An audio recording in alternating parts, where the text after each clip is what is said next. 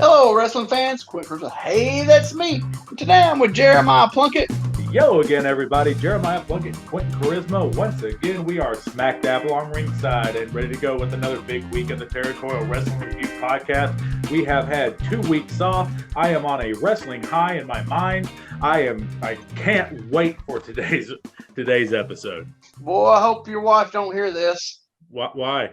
First thing, we've been off 2 weeks. The first thing you talk about, you're on a high from wrestling, not a high from your wedding. Boy, you got a long road ahead of you, pal. Well, listen, I'm going to enjoy life. Like my wife and if you're like my wife and don't listen, you got nothing to worry about. So.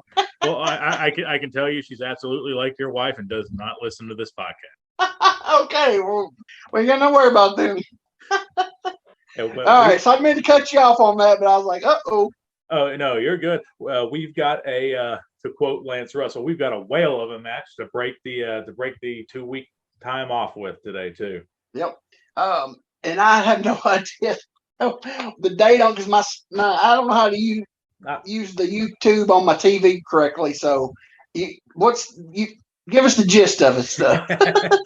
well, that's my bad. I saw you looking at your notes, so I thought you were ready to go with something. We are going to be watching Harley Race versus Terry Funk, 2 out of 3 falls for the NWA World's Heavyweight Championship from July 1st, 1977, Sam Houston Coliseum, Houston, Texas. 2 out of 3 falls. 2 out of 3 falls. Houston. Yes, sir. Yes, sir. I did a little, not much, but a little homework. Race beat Funk that year, and it was February 6, 77 in Toronto. That's when Race beat Funk. Okay, I figured this was the return match, Funk's return match. It wasn't. I looked through the archives and dug this up. Funk actually got his return match, this is weird, on June 7th, 1977 in Odessa, Texas. Here's the really weird part. That on in a little bitty town of Odessa, it was a Russian chain match. And there was only 5 matches on the card. This was the main event. And the rest of the card was really a basic card. I don't even think it had Junior on it or Murdoch or anything. It was a really low-level Amarillo territory card. And to have that on top and a Russian chain, it was just really weird. That is strange. And you didn't see the NWA World's Heavyweight Championship defended in a lot of like really gimmicky matches. No, back then, you know what I mean? No, not at all. I mean, they were talking about the Flair match in the cage with Harley was like one of the few times it's been done in a cage. Yeah. So to have it done, but that had build up. Yeah. You think about that had build up, and this was just because I looked and he worked I think 3 days in the territory, the Amarillo territory, the Funk territory. I think he worked Dory in Amarillo, and they had another town. And I think that I think he worked 3 shows. I'm guessing they wanted to pop. I guess Odessa probably was down. Well, at that time period, I think this is right before they sold to Murdoch and Mulligan, if I can remember right. So the territory was really down. So I'm guessing they were trying to pop Odessa. But it was still, though, it seemed like the NWA would, unless Harley said, yeah, let's do it, and let's talk. So, and Funk. So, which that would have been crazy. Yeah, that'd have been a wild one. I looked to see what the time, if I could find the time on the match, and it didn't have the time on it. So yeah, I was really, really shocked that it was not that they already had a return match, because I mean that was what 4 months later. But to have it in the small town, and it wasn't a big card. Like I said, it was really a small card, and that was on top. So that was odd, Yeah. But I'm thinking Harley probably doing Junior and Terry a favor, try to help their territory, because like I said, their territory was down by then, so they were trying to get rid of it. And so I'm thinking he probably said, yeah, let's do it, pop the house.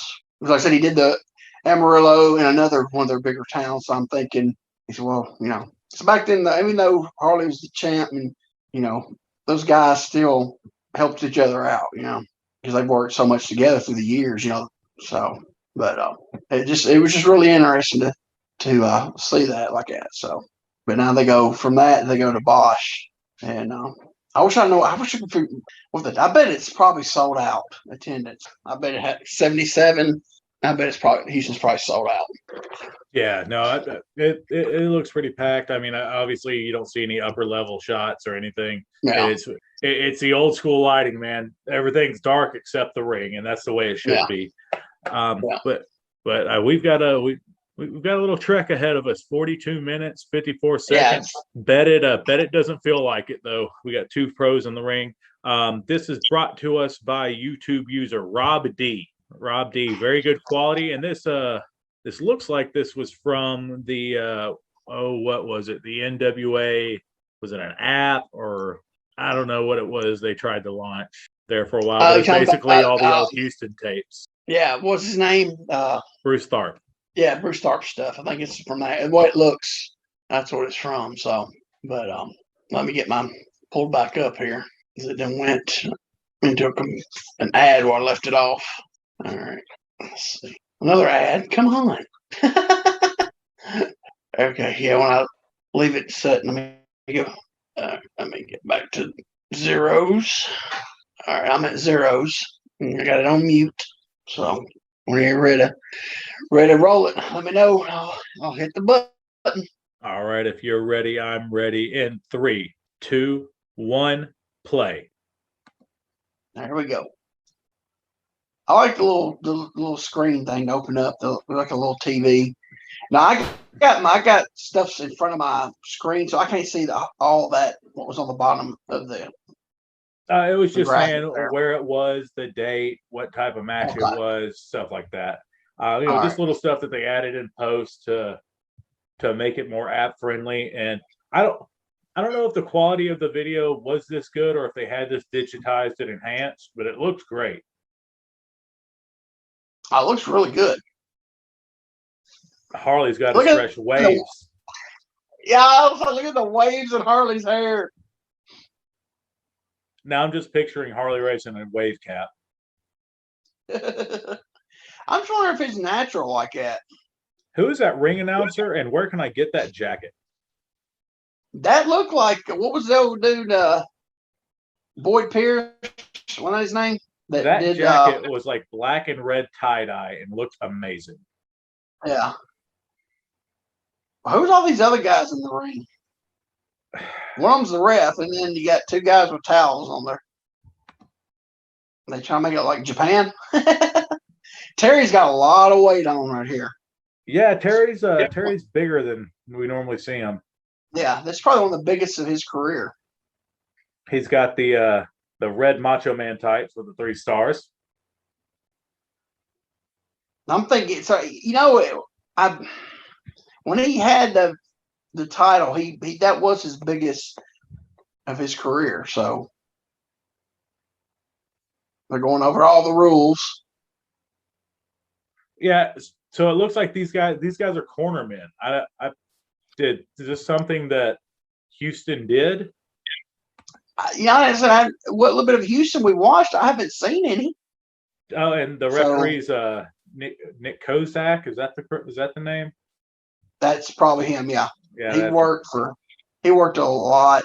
He worked in Tennessee for Goulas, and he worked all over the territories. Yeah, and he stayed in Houston for a long time. Look at Harley. Harley's pretty big here too, but he's like super barrel chested. He's got the ab guts. You know what I mean?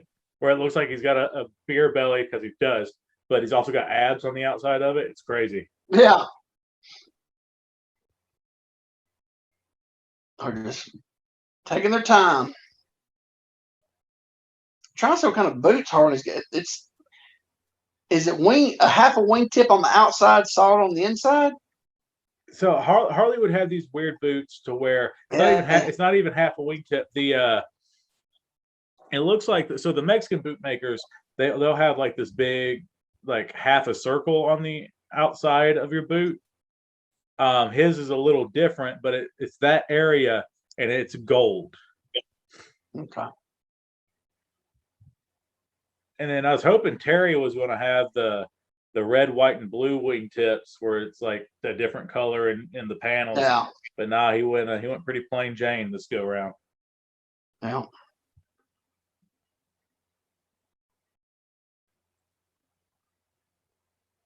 They're locking up again.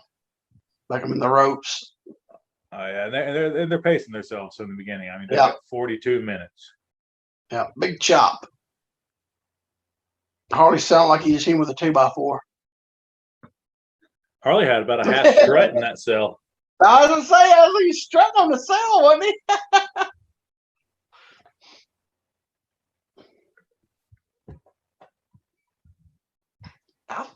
Yeah, Terry is really big. Working that arm. And it's not he's got a lot of it's not fat. He's got some thick, solidness to him. He's in really good shape. He's working on that arm. Look how he's wrenching it. Use somebody getting the arm bar, they just sit there. He was wrenching it pretty good. Well, yeah, and he's got the top mount on him. He's not just sitting off to the side. He's over the top. Look at that. Oh, that was nice. You don't see that. Yank it back forward, yank it back forth, and back into the arm bar. Yeah, he's sitting on it. Yeah, it's good. It's the detailed stuff. Good. You think, oh gosh, they're in an arm bar in the first 2 minutes. But it's work. He's working it. You know what I'm saying? I mean, there's not just sitting there with it applied. Well, and they had a good close up of Harley's face too, and he just So he looks like you're pulling his toenails out one by one. Yeah. Oh, he's got the boot across the face. Oh man, that looks. Oh, that was good. Did you see that? Yeah. He stepped on him with the other. Oh my gosh, that looked good. Into the old arm stretcher. Look at that. That looks good. Like I said, this is not boring because it's arm work, but he's already, he's went to 3 different positions on an arm, Yeah. Oh, is he rubbing his elbow into the tricep or bicep? Yep. Dang. It looks like across both. Okay. But just that was good. You don't see that forearm bone. Yeah, you don't see that, do you? See, the little stuff like this is what I love.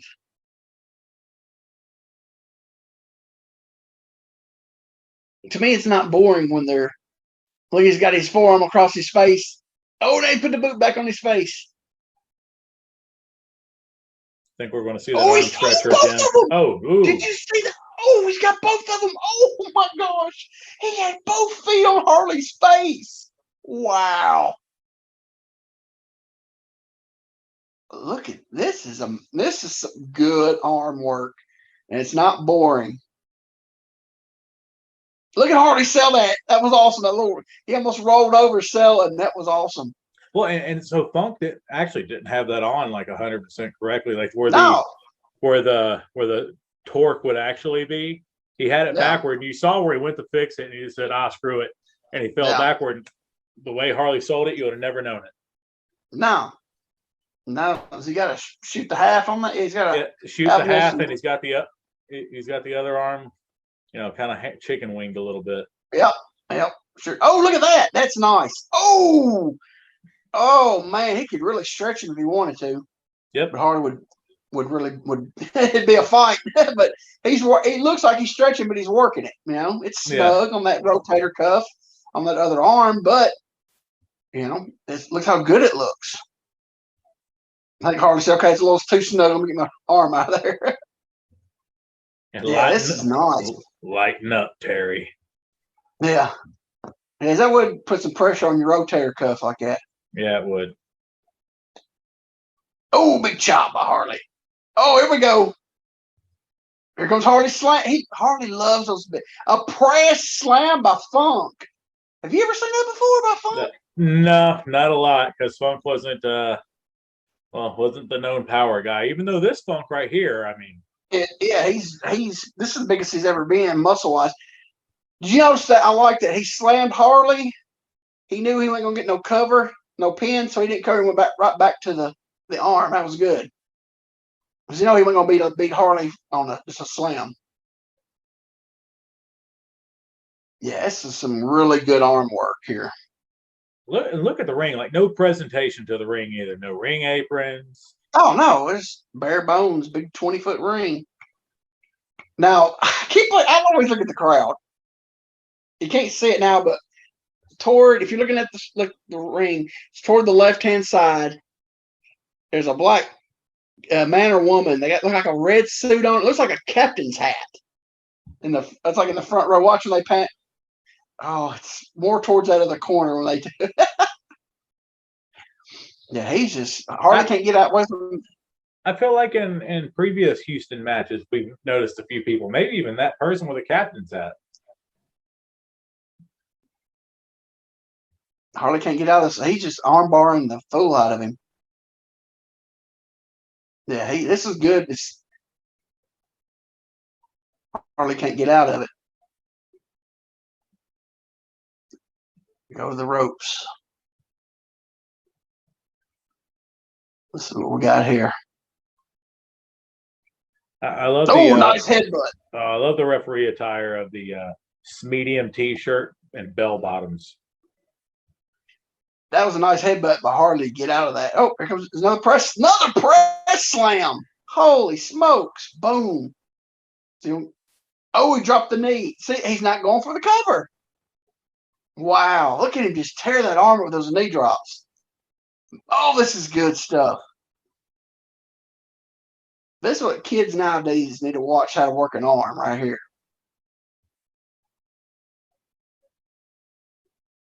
Has he got a short arm scissors on him?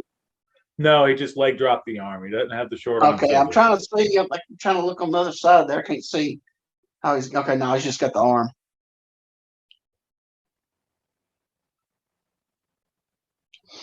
Now, okay, he's wrenching it all the time, back and forth, back and forth. And this has been basic 101 how to a move. But the way he's working it, Harley's selling it is amazing. Well, and all the little like what I like to call dirty pull stuff. You know what I mean? Like this foot on the face and all that. It's not cheating, but it's a little dirty, and it adds even more to the move. Like if he just had a standing arm bar here, it wouldn't be as much. But just grinding that foot into the face. That's what I'm saying. Everything. It's a basic move. When your basic move holds, you learn, and that's all this match has been, and it's been amazing. All the work he's doing, and Harley's selling it, and just the wrenching and the torque on stuff, and it's just. And did your screen just go black? It did just go black. I think maybe there was a commercial break. I noticed that it started to get a little fuzzy. I'm wondering if the original tape had a glitch in it. I bet it did. But during that time, Harley took back over, and now he's grinding. Yeah. I was like, we missed something there, didn't we? Hope it wasn't one of the falls. But yeah, he's got the headlock. Oh. Big kidney forearm. I think we missed quite a bit. Because Funk's wore down. So we missed, there was a little gap missing right there. Well, if it's 42 minutes, it's 60-minute time limit. So we missed. I don't think probably missed too much. Funk's also a bit of a, I don't want to say overseller, but kind of an overseller. So we could literally have not missed a whole bunch, and he's just really putting that headlock over. Yeah, that's true. And this struggle here. This is good. Look at this. Wow. Look, Funk's getting on top, get some leverage. He's trying to get out. Look at him trying to jerk his head out. Wow. Oh, Harley wrenching back down. Look at that. Oh, that's good. Look at rolls him up. That was good little, not much, but what they did, it all had meaning, you know? Yeah, no, this is a fight. Right? This is a fight. This isn't a clean exchange of holds. This isn't sitting on the ground in a headlock. Like they're working. It's a struggle. It's a Yeah. struggle. Yeah. They're struggling with each other to get the upper hand. It's really good.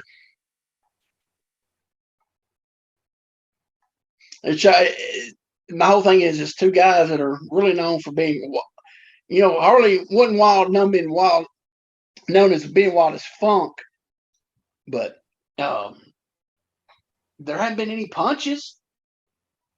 No, yeah, Everything's just been forearms. a couple forearms. There's a dirty little headbutt in there. That's it. It's just been a clean, just struggling back and forth with wrestling. I'm sure it'll get a little dirty here in a little bit, probably in that second or third fall. Funk trying to power out. I wish how the crowd's doing. I bet they're not loud because it's nothing to pop on. They're digesting it. You know what I'm saying? Yeah, well, but you can look at them. None of them's looking away. No, they're watching it. They're just digesting it all, taking it all in. Yeah.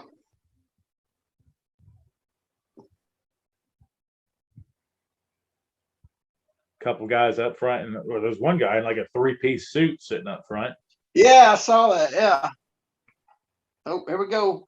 Back to the arm. Harley's arm. Oh, nice head scissors. A guy just lost his mind for the little arm flip. Yeah, because we're 10 minutes in our time, but probably 15 theirs because we had like a.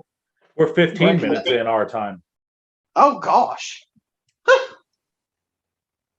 Oh, he just there it goes again. Oh yeah, I love that. When we're watching good wrestling, it never seems as long. Nuh-uh. When we were watching some of those Memphis episodes. Oh, they drew. Oh. Man, it's simple. Now he's got the arm. Look, you don't see that. The guy in the head scissors, and he got the other arm, but he leaves the one arm. You always leave an arm for selling. Oh gosh, that could be a little stiffy on that one. Whew, hit your nose. He can't kick out. Wow, this is good. You could get so much more momentum out of so little if you put over the hold and don't just immediately break out of it. Well, the thing I like about wrestling in the 70s, excuse me, is they don't give away holds. Yeah. Everything headlock shoot off now or something like that. This is headlock grind, finally get out of it. Yeah. Everything was reversals were contested. You just didn't reverse it, Uh-oh, something wild is about to happen. Fix a backdrop Harley. Fix a backdrop out of a head scissor. Yeah, this is gonna be good. I don't know, he might not be able to do it because he's weak. There's somebody outside just trying to will him into it. There we go. Look. Yes, but look, dude, jump up. See him? Yep. Oh, he's blocking it. What we got here? What is he doing? Oh my gosh. They're at a standstill. I think he's trying to loosen it on his head, maybe. Look at it. Whoa, is it gonna whoa. Oh, look at it. Oh, he can't. Oh, that was awesome. Because they thought he was going to backdrop Harley. Dude stood up, was clapping his butt off, and showed he's been glued the whole time in the third row back there. When Harley was going there, he was up. Because everybody thought he was just get backdropped. Wow, that was good. But then Harley he just squeezed so hard that it cut off the blood, and that was good because you always. Yeah. I mean, you always see it. They backdrop him over. That was awesome. I haven't, not from a head scissors. That would have been a first for me. Oh yeah, but the gist of getting out of when they're in that not the actual head scissors, but yeah, the head that was new too. But you know what I meant, to flip them when they're up there and they can flip them over.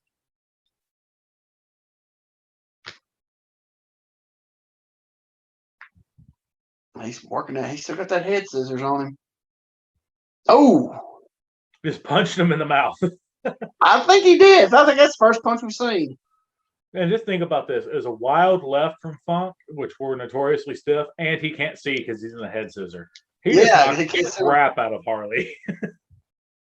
But it's Harley; he could take it, you know. Yeah, yeah, but you just know he punched the dog doo doo out of Harley.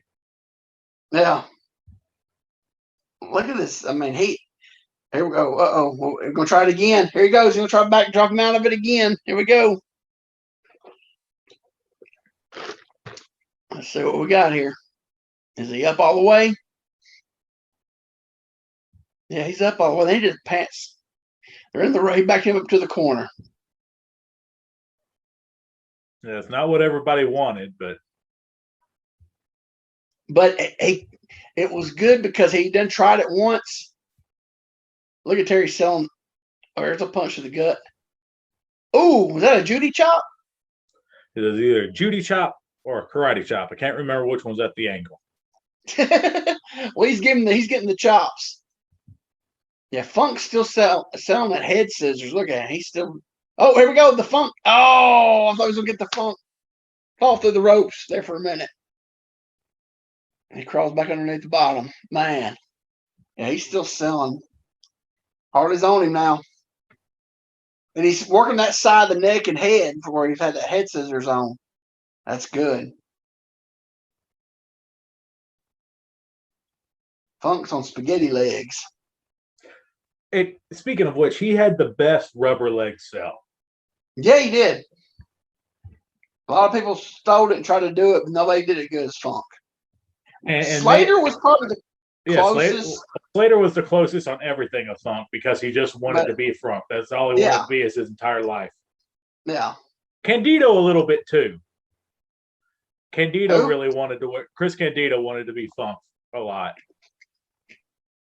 But I think Slater was the closest. Absolutely. I mean, Candido even started wearing Funk's tights for a while. Yeah, he did. Yeah. Them striped ones. Yep. Harley going back to the arm. He went to the headlock.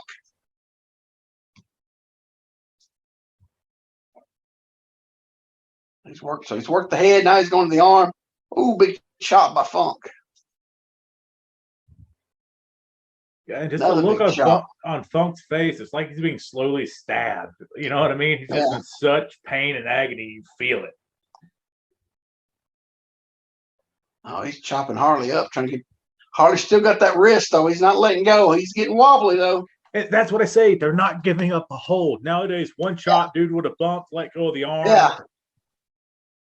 Oh, headbutt. Harley, no sold it. Yeah, you don't headbutt Samoans. You don't headbutt JYD. You don't headbutt Bobo Brazil, and you don't headbutt Harley Race. Yeah. Yeah, he is barely holding on to that arm. He's about got him. Harley is wobbling. They're back into the ropes. What's Funk gonna do? Oh, big overhand chop. What was Race gonna top in the ropes? He's sure trying. He's thinking about it or shit. I think he was like, shoulda or shouldn't I? I think he was like, these ropes were way tighter. They must have had a lucha match on earlier. Yeah. These have been a little more looser. Now they're just staring each other down. They didn't wore each other out. Man, Harley had tattoos when nobody really had tattoos in wrestling. Well, he had those old, like, World War II tattoos, that they were just black ink. You really couldn't see on your forearm. You know what I'm saying? Tell what they were. Oh!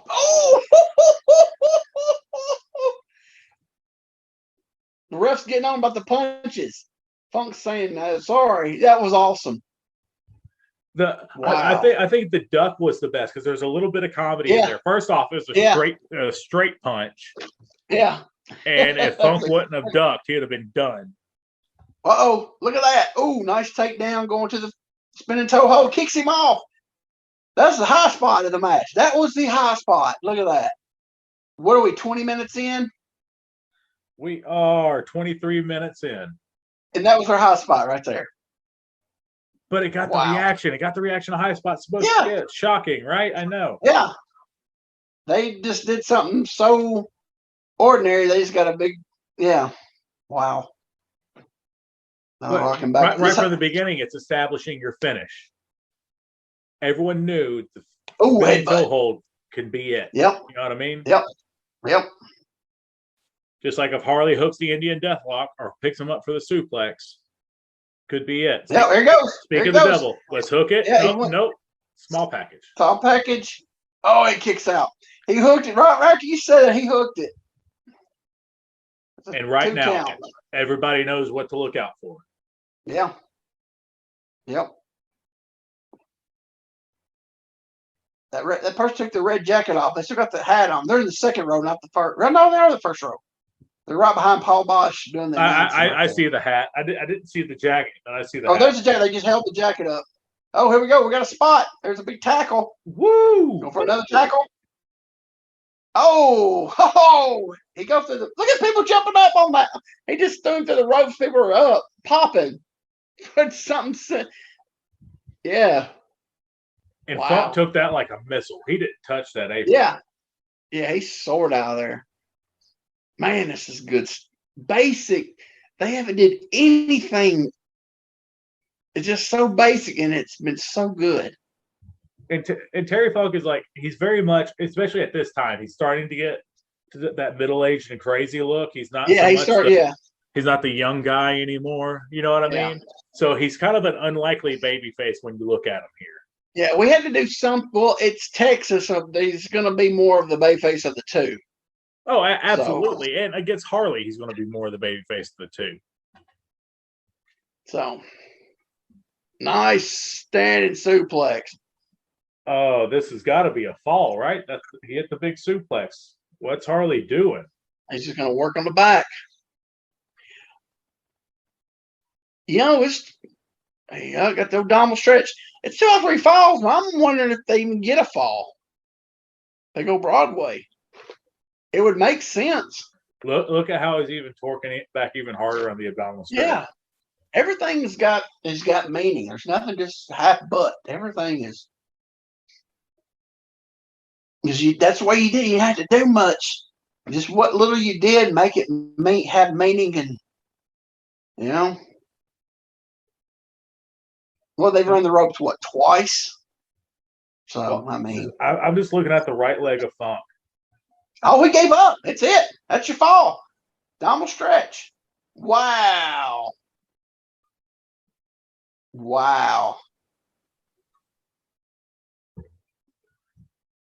I guess they threw him out. It threw him out, injured his back, hit the suplex in, made it worse. Yep. And you know what? Now he's got something to sell the entire rest of the match. Well, think about it. We threw a curveball with the head. Oh, we get a little replay. Well, kind of. Threw him a curveball with the head, with the arm. Just throwing curveballs, and then it's going to be the back. Another one of these little 30-second in between falls. If I might have been 30 seconds. So I think it was, and we cut some of it. Some of it was cut out. Yeah, because that replay was really short. I think they cut him. Oh, and he smacked him? Yeah, he just smacked Harley. And people are cheering. Uh-oh. Yeah, I told you to fall 2, they probably start getting a little. One was strictly, now the tempers are flaring up in fall 2. See the people going by with their buckets of cold drinks. Yeah, I saw. Yeah, that little cap on, little concession people walk around. Was he? Oh, he smacked. Oh, smacking. Oh, look at Harley selling it. Oh, Harley's mad. Look at it. Here he comes. Oh, that was good, wasn't it? Yeah, it was. That was amazing. Oh, look at that headbutt. Cut him off with the headbutt. Oh, that was. I didn't know if that was a headbutt or a mini backdrop. I think it was. I don't know. I Think it was a think headbutt. I think it was a headbutt with a Terry Funk cell job. Yeah, that's what it was. He flipped over him. Wow, this is good. And Harley's Holy smokes. aggressive now. After that smack, it woke him up. Oh, he's got that knee in the. Look at that. Everything they're doing is just good. Yeah, he smacked him up, and Harley come flying at him. He done got his temper riled up. Yeah, that was good stuff right there. Look at Terry's face. He squished his face and make it look like he's getting just smushed. I'll say this: if I could make out what Harley's tattoos were, I would get the exact tattoos in the exact places because they just look so cool. But you don't know what they are, though. I mean, I just want to go into a tattoo shop and go do some black stuff here and here.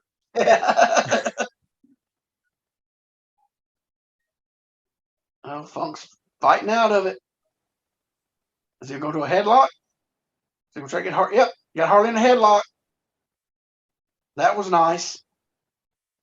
Transition there. You wouldn't expect it. And look at that. Now he's into the headlock.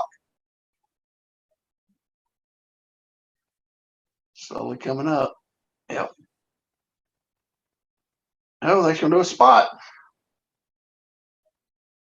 Oh, we're going for backslide. Here's your feet. Here's going to be. I bet money.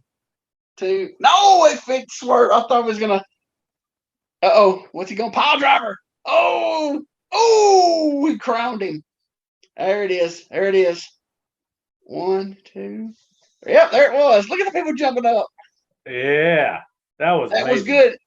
That was good. He went for the Harley with the abdominal stretch. He rolled through. I thought he was going to give him on the backslide. He didn't. It came up. Him the pile driver. Boy, and that's the deal, right? That's what you're supposed to do. Show them this one, get them with this one. That was good. The people are going crazy, and that pile driver was wild looking. Yeah, he spiked him right up. He dropped around his crown. Well, and he was like walking backwards while he had him in the air. Yeah. Terry always had those weird pile drivers. Yeah. He never jumped. He would go backwards. I've noticed. Well, and wasn't he the person who originated the just grab your tights and go?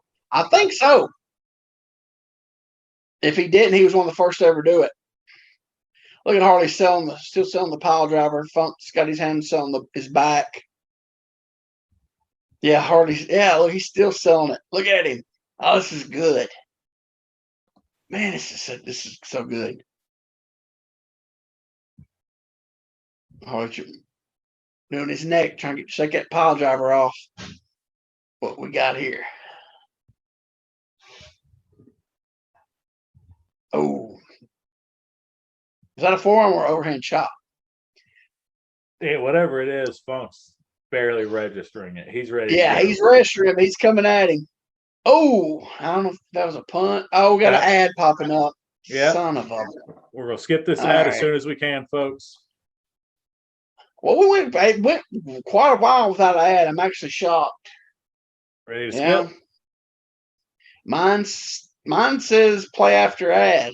Video play after ad. All right, it's back into it. Oh, he's a big go. They're going at it toe to toe.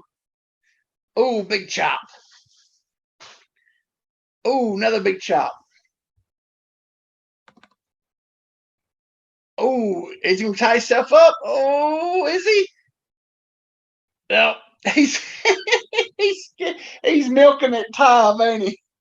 Oh, that's the first really back bump either one's took, ain't it? Really? I mean, off of something. Yeah, well, and as far as the ropes go, I still think they're too tight. They might be.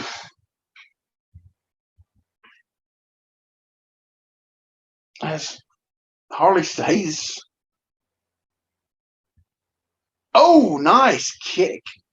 Wow. And that bump made it look amazing too. Yeah, crisp, fast bump. We're going neck breaker. Oh, big spinning neck breaker. Swinging or spinning, or whatever you want to call it. Which one you want to call it. It's cover. 1, 2. Strong kick out. What's he gonna do? Oh, geez. That was. I'm sure that was a little snug, but man, that was beautiful. Wow. That was a nice kick to the head. I There's feel like another one. I feel like Oh, that was Kawhi, to the chest. I feel like Kawada saw that and like I'm gonna do a whole bunch of those. Yeah. Harley kicks out. You notice the second one he did, it was to the chest. Kick to the Yeah. chest.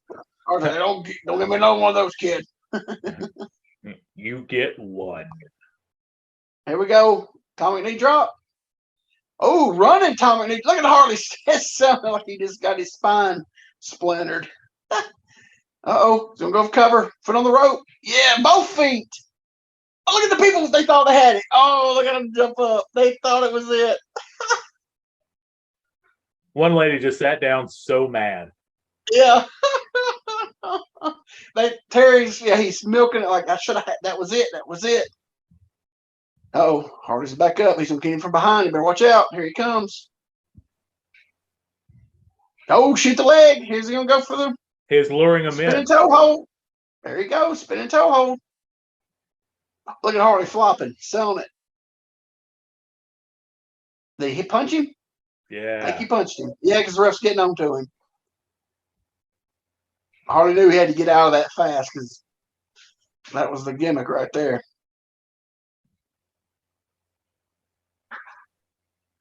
Oh. Oh, here goes spin hold again. Harley's punching him. Yep. Oh, you see he just knuckled him up. Did he get him hard way? I think he got him harder on the. Did he get him on the brow? I'm trying to see. Or He may have, because Harley was apparently the master of it. Yeah, that's what they used to say. I think he has.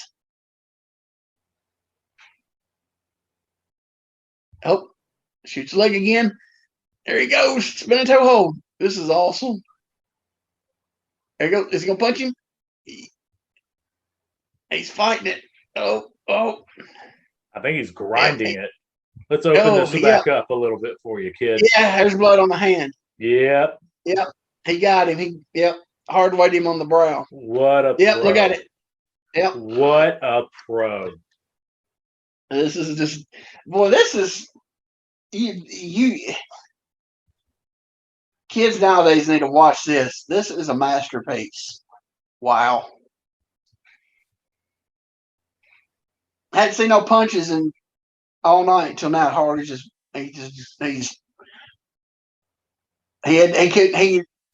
but oh, nice. Use the knee pad to pull him down. Oh my gosh, look at that. Spinning toe hold. There we go. Oh, he is spinning big time. Hardy's trying to grab him so he can punch him, but he can't reach. Oh, they got him. Oh! And Funk just falls down selling. What the crap, man? This is awesome. Holy smokes. What storytelling. Wow. Hardy with a big knee. But Harley didn't punch until he knew he had to do something because that spin toe hold, he had to start punching. I'm worried. He knew he was going to eventually get him if he didn't. So he started punching every time he got in it. This is good. Nick Kovac just went to. Oh, headbutt! Kovac went to call for the bell, and then Terry grabbed him by his pocket and shook his head. No, I'm worried we're going to get a blood stoppage. But this match has been so good, I'd be all right with it, to be frank. Yeah, it tells a story because he is juiced big time on that one side, and this Funk's selling it. Well, and you know, Harley ain't getting up. He can't. Yeah. His leg's messed up. His legs, that toe hold's been, and that last time Funk just kept spinning it, and that really torqued it up.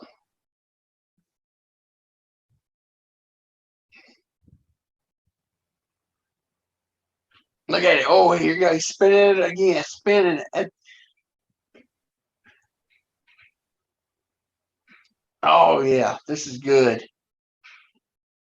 Hardy's reaching up to punch him again. Can he? He's got him by the hair. Is he gonna be able to punch him? Funk. Oh, he got him. Yeah, he snuck it in. Yeah, he's Funk ain't letting go of it though. Harley's punching, but he ain't letting go. The ref's fixing to call this, and he's got him in his toe hold. I hope this ain't the finish of stopping it when they're. Oh, he's got him. He's barring the arm. He's going down. He's still got the leg barred though. He's fixing to call it right here. Watch. Terry got a little shake to him. Look. Yep, they're fixing to call it. Oh, he hit the ref. Yep, that's it. Oh, Harley with a headbutt. Harley's covered in blood too. But it's Funk's. Yeah, I know. Oh, another headbutt from Harley. God, no, I'm okay with the finish. They're still fighting now as the guys are trying to clean them up. Funk's can't. He's all juiced up. He's doing his my eye cell. Yeah, Harley can't get up. Harley can't get up because his leg is jacked up. He's still trying to headbutt him with a jacked up leg. Wow. This was amazing. Dude. Storytelling. Fantastic. Storytelling. Oh my gosh. And look at Harley still down selling his knee. Still selling it. Oh, there's the. Oh, look at his eye.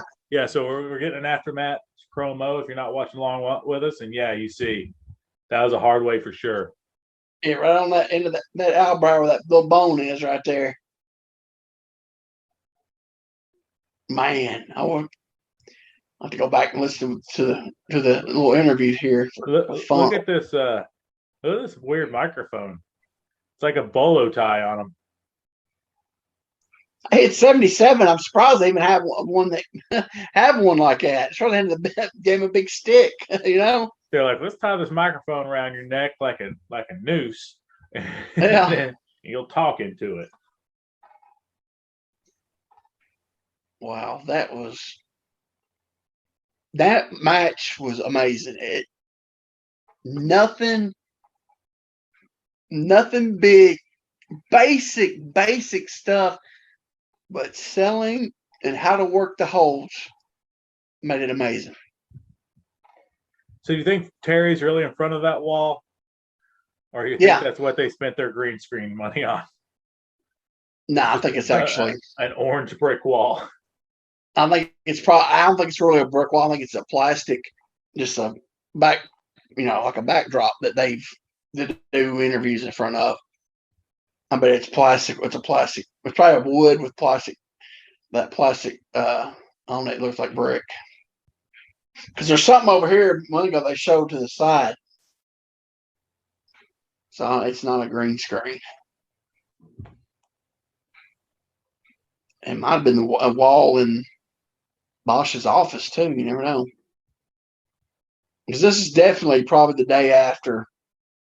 I should have looked up. If I've known what this finish was, because this finish was definitely a comeback next month match finish.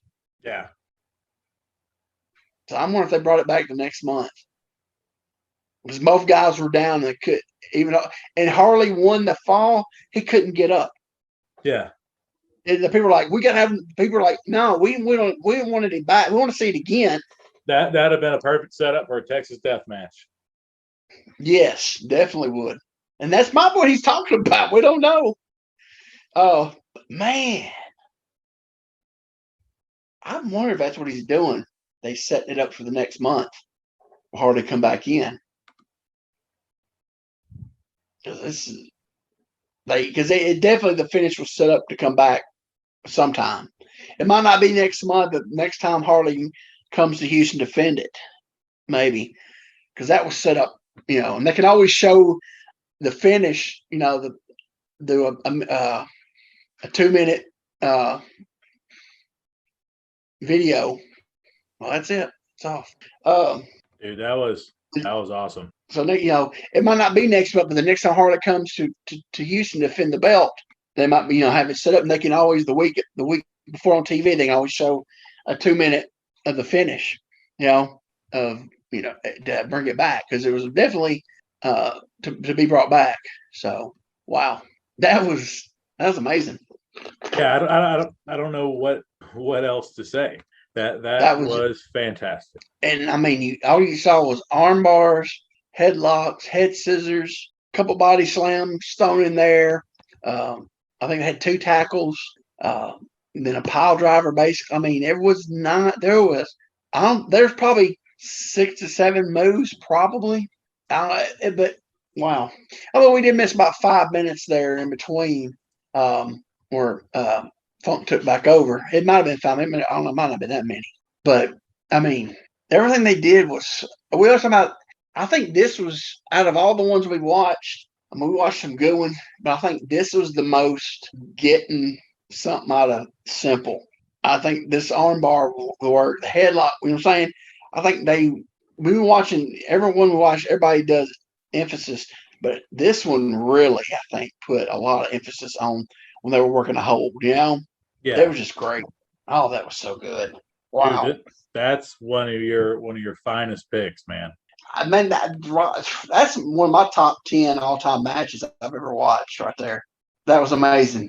Holy smokes. Definitely go back and read listen to the Funk interview. And because the finish had to be setting back up when, which it probably wasn't the next month, because Harley, he had the strap. So next time he did come back to Houston, when he made his loop back down there, it's set up, So yeah, that was just, gosh, man, wow, amazing. They wrestled, and another thing that you notice, I don't think, did Terry ever throw a punch? He threw a couple. There was a couple in there for I know sure. he threw that one in the corner with Harley threw the straight jab, but the really punching didn't come until Harley had to start using the punching, because he couldn't get out of the spinning toe hold. That's what started, He finally he couldn't get out of it. And the only way he could get out was with punching, And they were both left laying. Even though Harley won, he couldn't even stand up. I mean, that was just amazing. Wow, that's so good. That was wrestling, telling a story. Everything they did meant something. They did so little, but it meant so much. It was, oh my gosh, that was so good. But if I try to have that match, the first part of that match with somebody with working the arm and stuff, it'd be boring as crap. Because I wouldn't be thinking about just grinding and the struggle. I mean, nowadays you don't struggle on stuff. You might get a little struggle, but that was constant. That whole first fall was constant struggle. And you have to be so confident in your ability to control that crowd to just sit there. They didn't do nothing though. I mean, the couple little things that were high spots they blew up on, which nowadays ain't high spots. But it just, you could have that match on TV today. I think people would watch it, because it was such a struggle.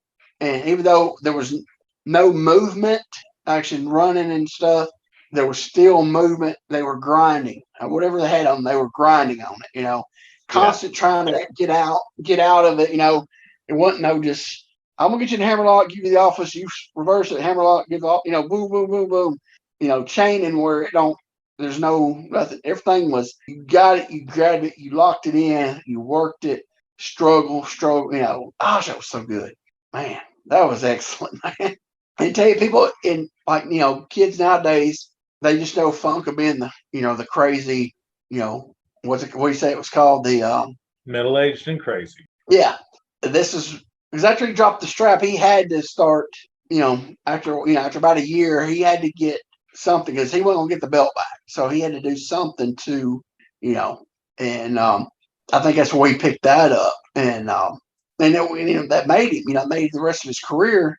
But this was where he was wrestling Funk, so really good. And you would think with Harley and Terry, it would be more brawling, punching, and kicking. That's crazy. But it worked its way there. Yeah, yes, I'm saying, yeah, it did, because it had to. It built up to where, they had to, especially with Harley, because he had to start punching, because that's been told he couldn't get, he had no, what's the word I'm looking for?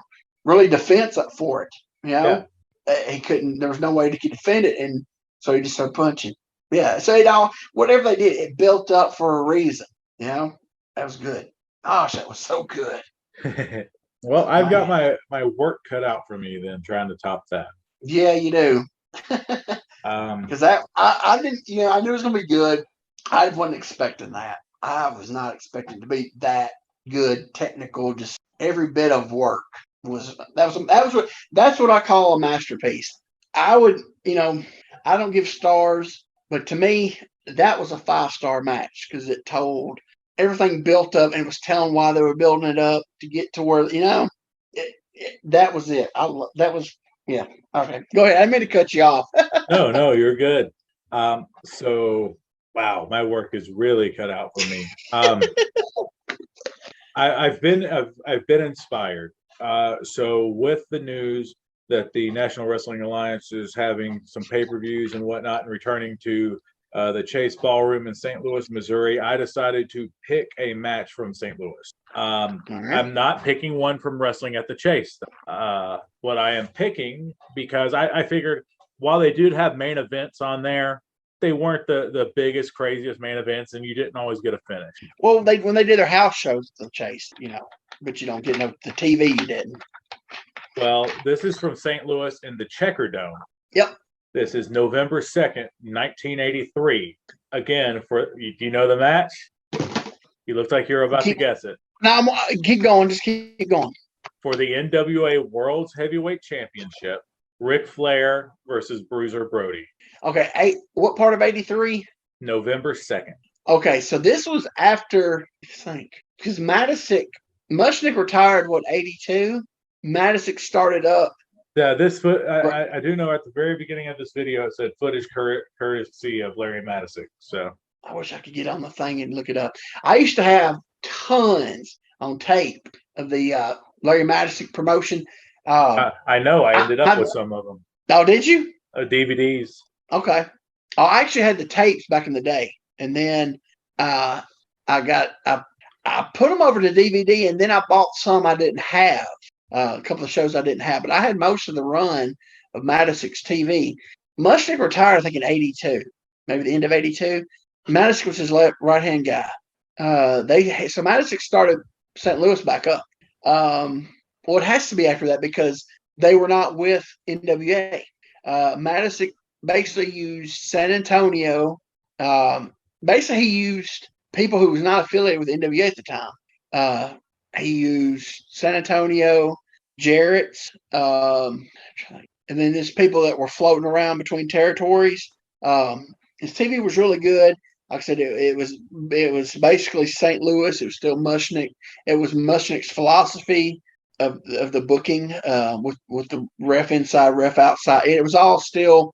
It wasn't Mushnick's St. Louis. It was Madison's, but it was Mushnick's philosophy booking. Purdue, everything was the same because I can actually tell you the entire card. I can tell you if you tip a card. Well, it's NWA, so it has to be when Mushnick folded up, sold his time slots to Vince, and this is when Harley and Geigel came back into St. Louis after Masnick shut down. This is what this was. Yeah, so this is listed under NWA St. Louis. It was taped. It was actually aired on Nippon TV. It was aired in Japan. Okay. Opening match was a singles match. Manny Fernandez versus Roger Kirby. Following match, 6-man tag team match. Crusher Ayala, Dewey Robertson, and Kim Duck versus Bill Cody, Buzz Tyler, and Rick Martel. Okay. Dewey Robertson, you know who that is, right? Yeah, missing link. Okay. You know who Kim Duck is, right? God, I did. Tiger Chung Lee. Boom. Yes, that was it. Yeah. Let's see. And who was the other team? You said Buzz Tyler and Buzz Tyler, Rick Martel, and Bill Cody. It rings a bell, but not rings it enough. Someone's a big Buffalo Bill mark because that's what Buffalo Bill's name. Yeah, and then there's Crusher Ayala, which I'm assuming somebody from Japan because later. No. I'm wondering if that's Hercules from Puerto Rico, and they didn't win St. Louis. They didn't want to get. Yep, you're 100% right. Just looked it up. Was it okay? Yep. Let's see. Next match: Ken Patera versus Ox Baker. I'm sure that one was awesome. Here's the thing. It was probably over. I'm just saying, if we watched it with no sound. But my thing is, though, for what it was, I bet it was okay because those guys knew how to work around their abilities of not being able to go out. It probably was a brawl. That's my whole thing. People are like, oh, Ox Baker was horrible. Ox Baker was good for what he was doing. He wasn't going to go out there and have a 5-star match. He was going out there and have a worked match. He was going to work to his ability to be a big, scary brawler. And then you got Kim Patera, the strong man. So they probably just did some strength stuff at the beginning, and it was a brawl. So it wasn't something that you would remember, and it probably wasn't something you would forget either. I mean, you know what I'm saying? Yeah. You would remember or forget. It's one of those. It's just a match, and so it's there. Next match was probably pretty good. Butch Reed versus Bobby Duncan. Oh, definitely. I've never seen a lot. I've never seen a lot of Bobby Duncan's work. His son was good, but I never saw a lot of his work. I've heard he was great. I've seen a little bit of his Florida stuff. It was really good. A little bit of Florida stuff I saw from the late 70s. Butch Reed was amazing. Butch Reed. That time period, Butch was hitting his stride about that time because he had worked with Flair a lot down in Florida. He was starting to hit his stride around that time, 83, 84-ish. One half of this next match would be fun. Tag team match: Bob Orton Jr. and Dick Murdoch, yay, versus Bulldog Brown and Dick the Bruiser. That was just a fight. That's all that was. It was two things. It was a fight, and it was probably Dickie and Bob taking cartoony bumps. Exactly what it was. Because Bulldog Brown too, just Yeah. Let's see. For the NWA Missouri Heavyweight title, Kerry Von Erich defended against Greg Valentine. That'd have been good. Yeah, it was 83 Greg Valentine. It would have been good. Yeah, that's what I'm saying. And Valentine would. It's when you start getting about like 90 to 92 Greg Valentine, where it's like. That time period, Valentine could carry. He would carry. Now here's the thing, Kerry. If you watch, Kerry could be carried. I know that sounds weird. Kevin was so wild and stiff, it'd be hard unless you just, like Gordy would just manhandle him and get him under control. So I think that time Valentine, 83 Valentine definitely would have Kerry that'd been a really good match. Yeah. Let's see. Next match, PWF Heavyweight Championship match. Harley Race defending against Giant Baba. You know something? I've only seen old, early 90s, late 80s, early 90s Baba, always in a 6-man. I don't know how what he could do around that time period of 83.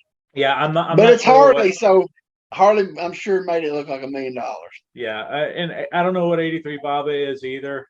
I know apparently back in this day, Baba was pretty good. Yes, they say, yeah. But just it got to the point now that like every time you see Baba, you're just like, what am I going to get? You know what I mean? Yeah. But then main event, of course, is the best 2 out of 3 falls World Heavyweight Title match, Flair and Brody. So I wonder if he's actually. It says Bruiser Brody and everything on here, but I wonder in the match if he's Bruiser or King Kong. He's King Kong Brody in St. Louis, especially with Dick the Bruiser on the card. Yeah, with them on the card. Yeah, because I know that was the first time I actually saw any TV when I got that Madison stuff. Him actually being billed as King Kong Brody. I saw it in the magazines and stuff, but that was actually the first time I've actually seen footage. You said that was the Checker Dome, right? From what I remember, that it sold out because they said the very top of the Checker Dome was full. Oh, hold on. I can actually tell you. I'm sorry. The attendance was on there, and it was over 16,000. Oh, definitely, yeah. Let's see. Let me get that back in. I shouldn't have clicked away from that. I heard that was the first time the Checker Dome been that many people in several years. That's crazy that you knew all that about that time and everything. With just me bringing it up. And see, that's why I do this podcast with you, because you are a walking wrestling encyclopedia. I wouldn't go that far. I'm decent, but there's a lot of guys out there that know a lot more than I do. But 16,695. Yeah, that's probably the biggest crowd Checker Dome's had in a while. Because I know when Madison ran it, was it what was his thing? Greater St. Louis Enterprises, I think that's what that was called. But they didn't have no crowds like that. They had decent crowds from what I heard on their shows, but nothing like that. And then, yeah, they probably had that many people at least 2 years, probably. So, yeah, I remember reading that they said that was one of the biggest houses they had in a long time for St. Louis. And it was right when Madison sold. I'm pretty sure I got this right. Madison sold his time slots to Vince, I think. I'm pretty sure that's what happened. Because after that, because Vince came in, you see, that was Harley and Geigel this time. Central States, St. Louis, NWA St. Louis. That was Harley and Geigel on that. And then Vince came in, and basically St. Louis went down after that. So then basically I think they didn't run. St. Louis didn't. That was probably one of the last heydays of St. Louis right there. You said 83? Yeah. Yeah. That's probably one of the last big houses they probably had in St. Louis. So yeah, that's gonna be a good one. I don't know if it's going to top this week's though, man. That was an awesome pick. I came up and never seen that. Well, here's the thing. I've seen a lot of matches. I haven't seen a lot of full matches because I would get stuff on back in the tape days. I'd scan through them, watch a little bit of stuff here and there. So I haven't watched a lot of full long match. Long matches like that. So I think I've seen a clip of this match you're talking about. We're gonna watch next week. But it was like maybe a 15-second clip I've seen. So I don't know. Does this have the Japanese commentary? It does, with Larry Madison doing commentary over it. That's the one. That's the little clip I saw. Yeah. So I have to be honest. This was actually my second choice. Oh, okay. My original choice was going to be a scaffold match between TKO and Bad Brad Blair. And that is my segue, because I think it needs to be advertised. Monte Carlo has put up on YouTube and is every week putting up on YouTube episodes of WMF Medium Rare, a show that I watched as a child on public access television. It was NWA Main Event and USA Championship Wrestling were very much my introductions into independent wrestling. I didn't know such a thing existed. And it is also my introduction, specifically WMF Medium Rare, to my co-host here, one Mr. Quentin Charisma. Yep. Okay, he's just putting up a match, not the whole show, right? It's just a match each time. So it's both, right? So he's already got some things in the pipeline. But the matches he's putting up, for the most part, have been unaired. Yeah. Okay, so he's going through. I actually spoke a bit with Monty today, and he's going through and remastering everything, right? Yeah. So it's all on his old. It's because when I talked to him last month, me and him actually, when this idea was kicking around, he was kicking around, and these tapes have been put up since he recorded them. So they're on the old. What was it? Oh gosh, was it High 8 or was that what was it called back then? The High 8 tapes. Yeah, I think I think it's called High 8. Gosh, it's been so long. It's 20 years ago. I think they were called High 8 camcorder tapes. So he's having to convert them. So yeah, it ain't like he's got them already converted over, and he's putting some time into it. That's why I think everybody needs to watch it. And you're talking about them being unaired. Well, the first one he put on there, I don't know if it's the first one, probably the second one. You could tell it wasn't aired because Mark Gore comes out of the dressing room and is dropping, nope, not F-bombs, but every other cuss word bomb you could think of, all the way to the ring on the mic. So I want to go over the matches that he kind of has on here and see if you have any memories of them. Okay. And then I want to talk about, for sure, 2 of the upcoming things that he has delivered to drop. Okay. First, obviously, the scaffold match that I had alluded to. I think we both know about that one. Was that the one with the infamous try to break the table? Yes. Brilliant. There's Thugs Inc. versus Bad Brad Blair and White Trash. I don't know if I could bear myself to see that one. Nah, I'll pass.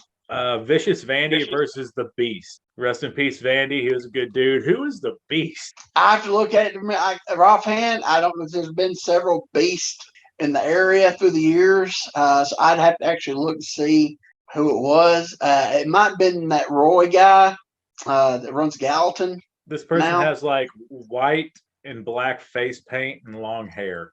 it might be the Roy guy that runs Gallatin, Tennessee now. Gotcha. Because he wrestled as the Beast at one time. He had long hair. I could be wrong, but I'd have to actually look at it. But Here's another unaired one: Crazy Carpenter versus Dieter Brock. okay, actually, Mark Gordy asked me, who was the Was it Carpenter or Bagger? What was it? Crazy Carpenter. Yeah, that's who it was. I said, I don't know who it was. I don't even remember the gimmick. So it didn't last long, whoever was doing it. I thought it was probably one of Brian Cheatham's trainees, probably, under a hood. That time period, was it at that old Laverne building or was it from Grand Slam? I haven't watched. Because if it's from that old Laverne building, that might be Lee Condrey.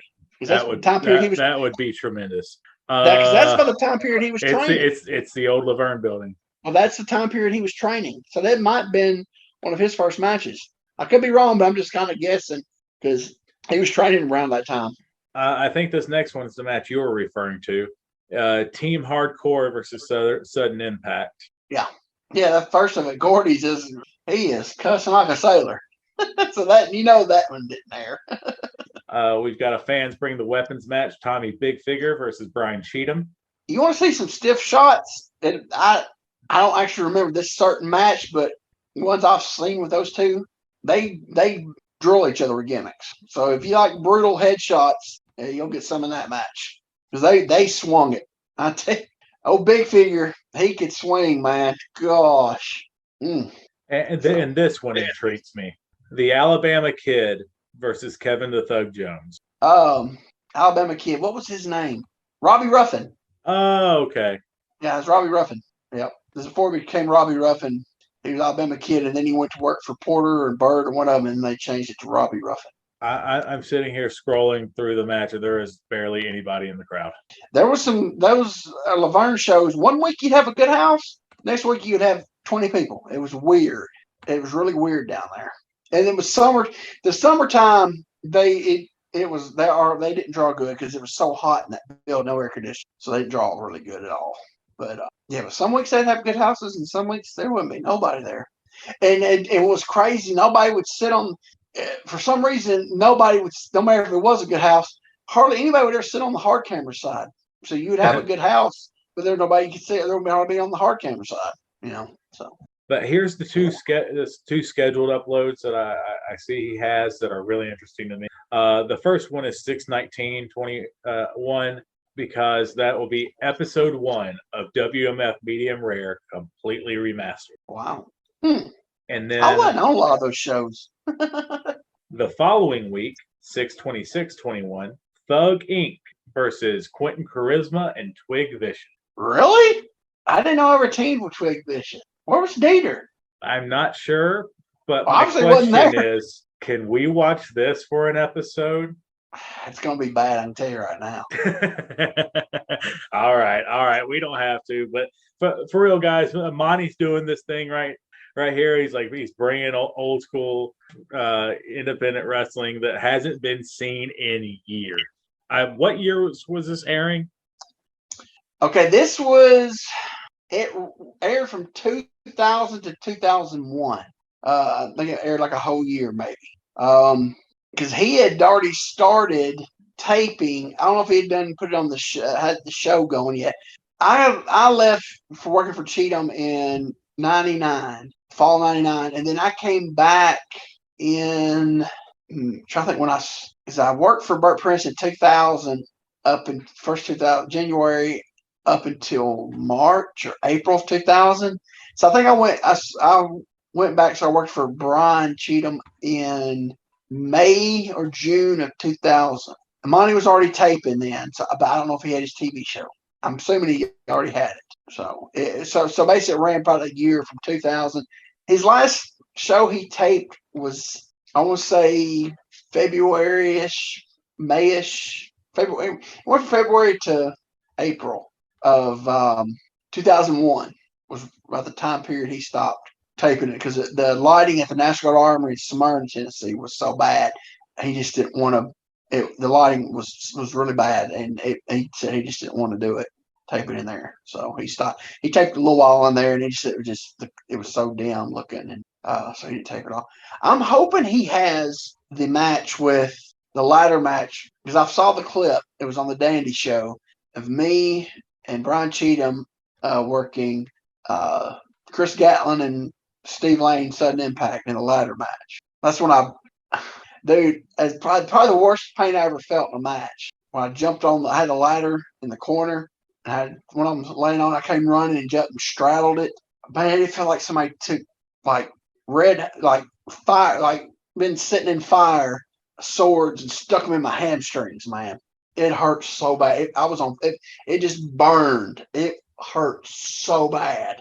I had bruises from the ladder on my legs for like a week on the back of my hamstrings. So I'm hoping since they had it on the Dandy Show, the clip ups, I'm hoping that he has that whole match. I would really like to see it. That would be phenomenal. And like I said, like you said, Monty's putting a lot of work into bringing it and bringing this back and like remastering it so it doesn't look crappy. Yeah. And this is the perfect time to do it, I think, because really weird niche things like this are in. Yeah. You know what I mean? So I hope this comes up to a lot of people's eyes. I'm sharing it like crazy. It's like I told Monty, before I grew up on public access television. Yeah. And it was super entertaining. So I was happy. Yeah, if anybody's listening, they're not familiar with this area. It was on MTSU's channel, right? There's their university channel, MTSU, out of Murfreesboro, Tennessee, Middle Tennessee State University. So go Blue Raiders. Boo. Go Tops. So it was on their channel. And because wasn't it like TV 10? Wasn't it their actual channel? That was it. MTTV 10. Yeah. So yeah, and it had some really kooky stuff on there. I love the Dandy Show. Those guys are funny. I watched that religiously, and when they came up with their radio show, they had a radio show for a little bit, and I listened to they did? Yep, I did not know that. They covered all sports, but they did a lot of wrestling. I didn't know they had a radio show. Wow. And I watched Monty's show a few times, and I just didn't get it. The cartel, baby. The cartel. Yeah. That's the only two I ever watched. Then you also had the Pete Wade show. I never watched that. That was good. It's like kind of sketch humor. And then there was Cooking with Big Fella, which may have been my favorite show. Really? And it was a rapper named Big Fella, and just him like cooking and playing his album. And it was tremendous. Did he go to school there? I'm assuming most of these people did. You know what I mean? Well, Monty didn't go. I don't know how they did it. I have no idea. I guess he probably had to have people that went to school there doing the production of it. You know what I'm saying? Yeah. So in the mass comm or whatever you call it. Yeah, mass communications. I did one year with that as my major, and then changed it for some dumb reason. And now having all those skills would totally benefit me in pro wrestling. Yeah. Didn't know that at the time, but I'm stupid. Well, when you're young, you don't think about stuff like that. So now if you can go back in time, but we all wish we could go back in time. Yeah. I want to do leg drops on concrete floor. That's one thing I wouldn't have done if I could go back in time. Yeah, you'd probably be getting around just a tad better. Well, a little bit better, but still.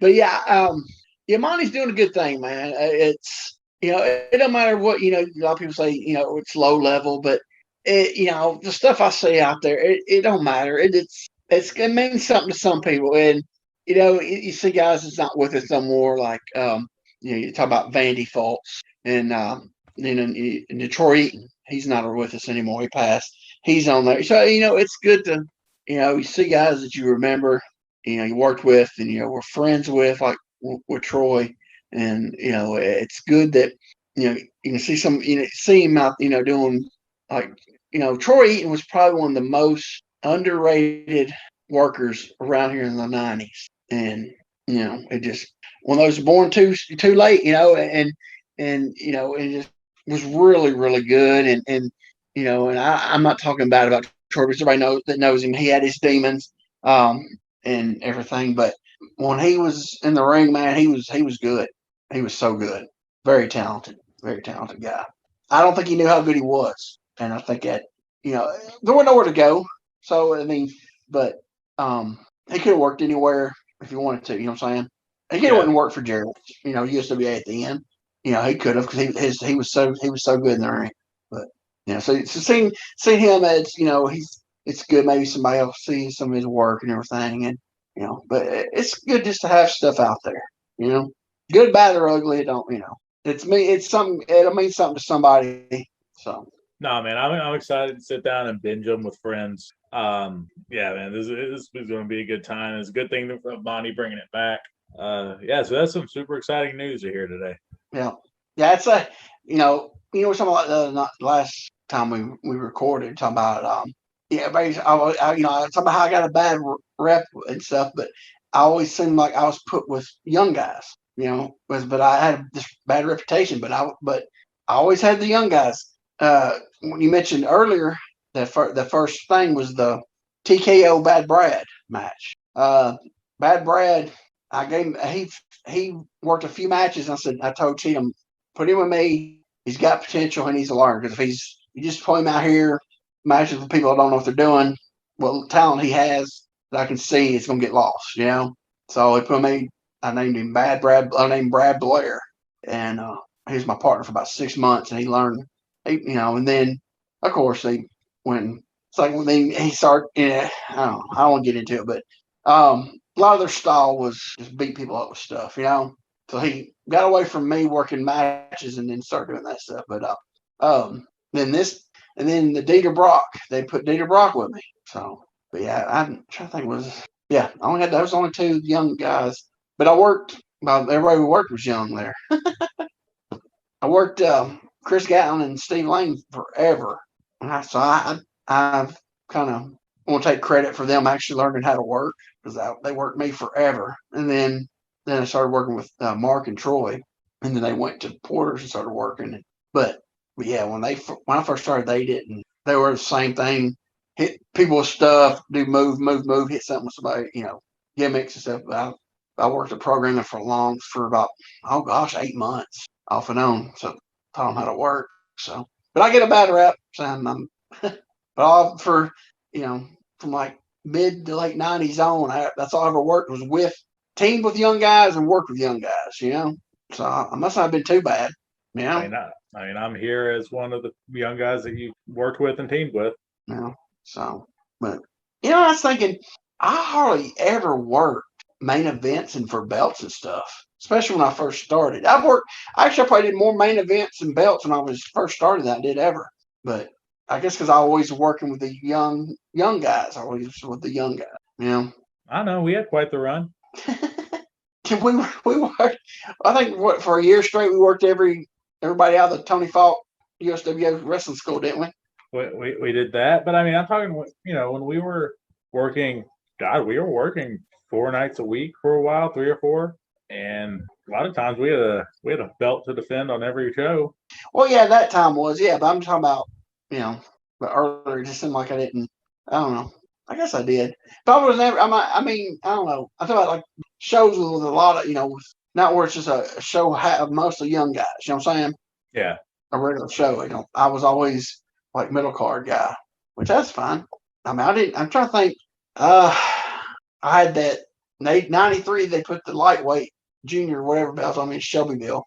That was the old AWA red, white, and blue tag belt that Donnie Ernesto changed. I had it, and then I think the next belt I had was it the Mid-South or Tennessee champion. I beat Wolfie D in a ladder match.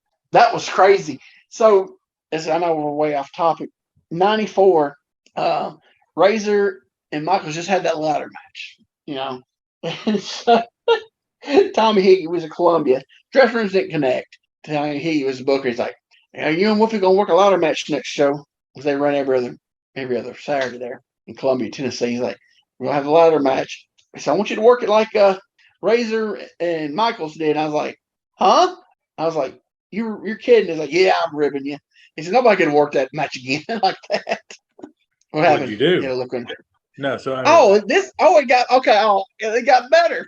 I was gonna keep going with it. So the I said it was every other week there. So we come the next show, and the referee, Big Mike Norman, comes back and says, like I said, the judge didn't connect. So he's running stuff back for. He said, I don't know what you're gonna do with that ladder. I said, what do you mean? He said, Freddie got you a ladder. It was like a 12-foot wood ladder. Thing weighed about 200 pounds. He goes, I don't know what y'all gonna do with that thing. And I said, you're kidding, you're ribbing. He said, no, look out there, dude. He got us a wood ladder, like a 12-foot tall. That thing weighed at least 150 pounds. It was the heaviest thing ever. so I said, well, tell Wolfie wants to do whatever he wants to do. So I never had a ladder match. He's had a couple in USWA. I said, just tell him, we'll try to, I'll just, whatever he wants to do, we'll do it. I said, but there's probably, we can't do that much, but whatever he wants to do, we'll try it. So we go out there and we have a match or something. And gosh, we could barely get the thing in the ring. It was awful. And then, you remember how high the Grand Slam building was in Columbia, Tennessee, right?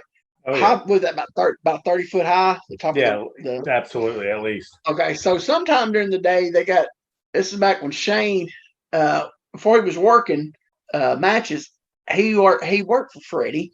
He refereed when they needed a ref. He did all behind the scenes stuff. For anything Freddie needed, he'd do it. A lot of times he'd do security, he'd do reffing, help do the ring. You know what I'm saying? So he did a lot of stuff before he started actually wrestling. So Freddie got him to go up there and tie the belt up, hanging the belt. So nobody really knows. Had only seen really one ladder match at the time. Shane gets up there and ties the belt, ties a knot to hold it on. So making a loop, and he ties it. Oh God! So the finish was ref bump. Wolfie goes up the ladder, gets the belt, comes down. I spray Wolfie D with the spray. He goes down. I roll him up. Referee sees it 1, 2, 3. I get the belt. So I'm selling. I'm looking down. I'm crawling. I'm seeing Wolfie. He's milking it. So I'm milking over to the corner to get the gimmick. Right? People are going mad. They're going crazy. They see me going. What's wrong? So it was a ladder match with pinfalls? What'd I say? You said you sprayed them, then you rolled them up. Oh, I mean, I sprayed him and grabbed the belt. That's what I meant. He said rolled them up 1, 2, 3, and I got the belt. I'm so used. Yeah, I'm so used to pinning to win. Yeah. So you so used to pinning people, aren't you, there, champ? That's what you said. You know what I meant. Old job Quentin. Yeah. So yeah. Thanks for realizing that. So yeah. So we come down, I spray, and the ref sees me with I got the belt. I win. No 1, 2, 3. Anyway, I won the belt. Yeah. So I'm milking it, crawling over to the corner to get the gimmick. Wolfie D's milking the ladder, right? People. Wrestlers can't climb ladders. We've established that. Something about unless somebody's about to get the belt and it's not time to get it, and they run up them real fast for some reason. Yeah. But even when it's just them by themselves, but so he gets up there and yanks it. It's not coming. He grabs it and holding on to it, yanking it, got both feet in the air, pulling it. It's not coming down. I'm sitting there at the bottom of the ladder with the gift, just sitting there. The ref's like, "What's going on?" I said, "Wolfie can't get the belt down." He's like, "What?" I said, "The belt's tied. Wolfie can't get it down. He can't get it." He's like, I think he said, "Kick me." I was like, "What?" He's like, "I gotta stay down." So I went over. I think I kicked the ref again because he was down, and he wasn't looking at me, so he couldn't DQ me. So I had to hit the ref again to keep him down. I'm just saying, people are going nuts because they see me down there. They're screaming they're giving him the Iggy and look down. He's up there. Finally, he yanks it down, gets it. It comes down. I spray and then shake the ref. Look, ref, I got I win, but the belt was tied. He couldn't get it undone because it wouldn't loop. The rope was actually tied in knots to the belt. Good God. It was crazy, man. That's tremendous. It was doomed from get-go. So we had a 15-foot or whatever foot ladder, wood ladder. And it was thick. It was an old ladder. So it was thick wood. That thing, and I said it was so heavy we couldn't do nothing with it. And then the belt was tied. It was doomed. It was one of those things, but nobody had one of those matches, especially in Columbia, Tennessee, before. Right. So it was something new. But yeah, that was my ladder. And then then I killed my legs on that one ladder that time. That was a fiberglass ladder I hit. Man, I tell you, that hurt so bad. I didn't think it would. I straddled it, but it felt like somebody took scalding red hot swords or whatever, stuck them up my hamstring. That was horrible. But yeah, so I'm hoping that gets showed eventually. But yeah, money's in a good thing, so check that out. I don't know how I got on a Wolfie D ladder match, but anyway. Oh yeah, we went way off the path with that one. Yeah. So, do you have fun on your honeymoon? What kind of question is that? This is a PG podcast, sir. No, Asheville's nice, man. I really like Asheville. It's an interesting city. How was how cold was that water in that little river you was? Not too bad. Yeah, we floated the river Okay. on our last day, and it wasn't too bad. One thing about that, when we went into that, I'm thinking it's like a lazy river at a water resort, right? You're just gonna float down it. No, you're in a creek, buddy. Yeah, there's places where That one. Go ahead. I'm sorry. Go ahead. I'm just saying there's places where there's rock and sticks up and stuff like that. Like Yeah, they give you a paddle. And I'm That like, one oh, this picture- isn't going to be as relaxing as I thought. That one picture Dana looked at, it's like, that looks like that should be some snakes over them. So it look like a log or something hanging down. There's branches hanging out of the water. That looks like snake water. I was like, yeah, I think I'd stay away from that part of it. Well, so right there, I know exactly what you're talking about. We had to go toward that because there was like these two big rocks, and like we could go between them or around this side, and we're trying to go between, and like you're in two inner tubes, but like you can be hooked together if you want, so you don't lose each other. Mhm. And then like at that point, like the paddle might as well be useless because steering two of them hooked together with like it's like the end of a fanny pack. Yeah. So one will go this way and that'll just spin the other this way. You're just at the mercy of it. You know what I mean? Yeah. So we just went we went right by some geese at one point, and I'm like, oh, this is great. And I'm talking like they're like 2 feet from us, and I'm like, oh, this is wild. And then they cross. They didn't attack you. and then the last one turns toward me. Oh. And I have my paddle. I'm like, I hope I don't have to hit a goose on this. I like animals. Oh, wait, that's funny. Yeah, the pictures are like you had a good time. Oh, if anybody's ever in Murfreesboro, Tennessee, need stay at a hotel, I highly recommend the Holiday Inn. Very nice, very nice. Get definitely 2 thumbs up. There you go. I guess that's where you stayed for the wedding. Yep. And this past weekend we went to Marion, Illinois. Holiday Inn in Marion, Illinois. Yeah, it's a good place to stay up there too. Well, if we're doing that, the Best Western in Asheville, North Carolina, and the Sonesta in downtown Atlanta, Georgia. Both good places. All right. That's good. Sounds good. Yeah. Oh, the Moonlight. I went to Moonlight Barbecue in Owensboro, the world famous Moonlight Barbecue. Still I don't know how to talk. I don't know. It was good, but nothing was labeled, so you don't know what you're eating. So I'm gonna go back and try it again. I'm gonna ask what I'm eating next time. But it's like a big barbecue buffet. But it's like world famous. It's been there forever in Owensboro, Kentucky. But yeah, the review's still out on that. I'm going to go back.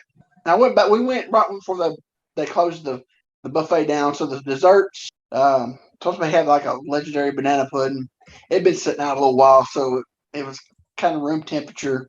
So so if we go back and we ever go back, we're gonna go earlier in the day when they first open.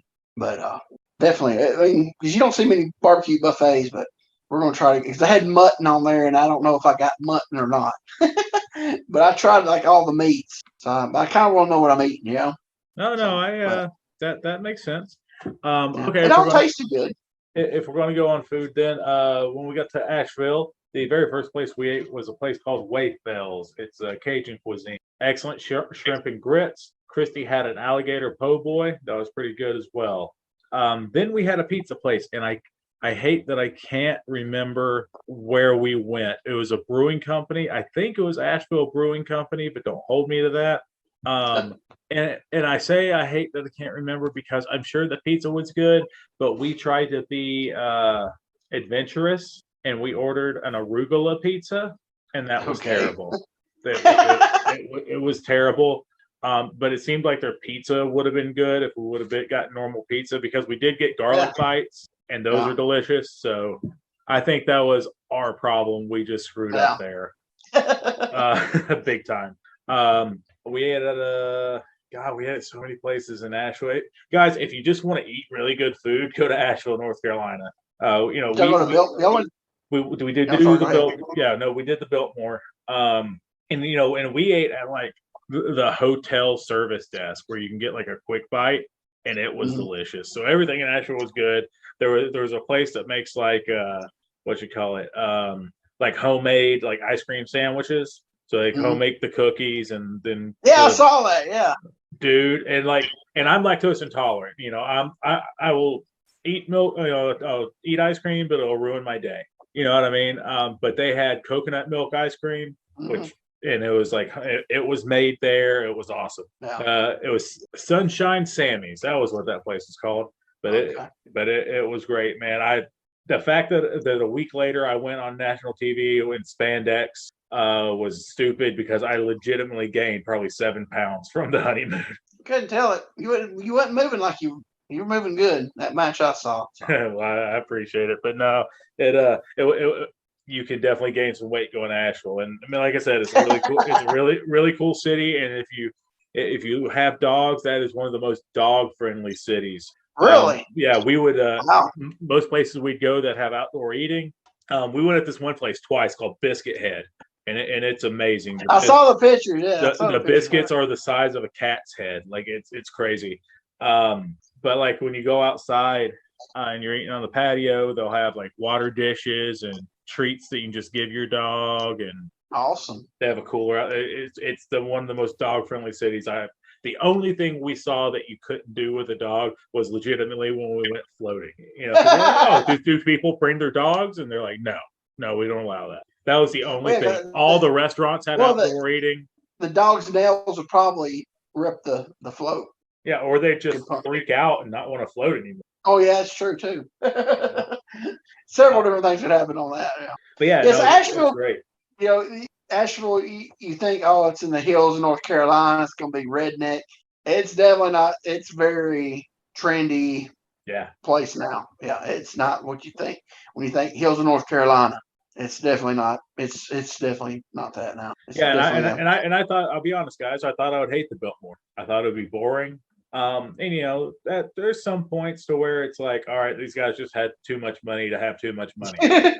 But I mean, it's actually the tour itself was okay, but like all the other stuff, like if you go where they have their farm and you know they have blacksmiths that like actual working blacksmiths and what was it, broom makers and stuff like that. I found all that really, really interesting. And even the winery, even though we thought it was going to be a winery tour, and it's just, hey, walk through this tunnel. Okay, now come try some wine. You know what I mean? I thought it was going to be like, this is where the grapes are grown, and this is how it's made. It wasn't that at all. You walk through this thing that's like a wine tunnel, and then you go out and you try wine, which was okay. Yeah, they don't knock that part. I'm not gonna. But no, but I'm not gonna knock it. that was the one thing I dreaded, and I enjoyed it. I enjoyed the Biltmore. It was cool. So something different, and interesting. You know. Yeah, everyone needs to get out of their hometown. I think that's a problem with a lot of people's outlook is they've never left their hometown to see how other people live. Or travel, get out of your hometown. Well, that or go to something out of your comfort zone, like the beach. Everybody, there go to the beach. You know, go do. Get out of not just get out of your hometown. Get out when you go somewhere. Get out of that comfort zone of doing what you do when you do go somewhere. Yeah. You find some interesting stuff. You know, like it's been a while back. Dana, she's a big Titanic mark. So we did the Titanic in Pigeon Forge. I care less, but man, it was really interesting because I learned stuff. I like history. And I didn't know this, but there was a swimming pool on the Titanic. Yeah, I remember you telling me that after you got back, man. That's the one thing we didn't do in Gatlinburg that we really, really, really meant to do, and just kept wearing ourselves out by the time we're like, oh, yeah, we got to do that. Oh, we're too tired. We'll do it tomorrow. And just kept doing that. Yeah, we, back, we went for our anniversary. We went up there for 4 days. And, I get made fun of, but then I make out my itinerary of things we want to do in each day. And we still, in 4 days, we still had like 2 pages of stuff because you run out of time because there's so much stuff to do. You know what I'm saying? So we're gonna go back in the fall. We'll go back, but yeah, that Titanic. I said I didn't think I'd like it, but I did enjoy it because I learned stuff, that you don't Yeah. just see on the TV and documentaries and stuff. Like I said, I didn't know they had a swimming pool. You would not think they'd have a swimming pool back that far back. Now cruise ships have 20 pools, but you never heard nobody talk about there was a swimming pool on the Titanic, and it wasn't on top. It was down in the boat.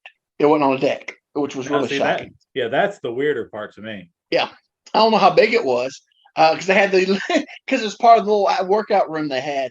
They had it looked like they had jump ropes. I think it was some kettlebells.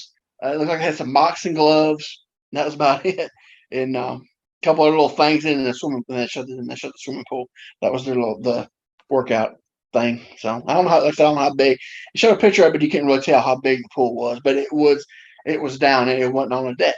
So yeah. So like I said, I wasn't never went to that, but after I went, I liked it because I learned stuff. It's history. So, and I'm a big history person, not just wrestling history. Oh, before we go, I got some more stuff for my project. Is A it lot more stuff I you can got. talk about? Yeah, I was Okay, I basically was the about to same. say, don't bury the lead. Oh no. Well, I got some more posters from Dr. Master Curtis's promotion, and I got the rarest of the rare Dr. Master Curtis programs. Oh, nice. Never seen them, never heard about them.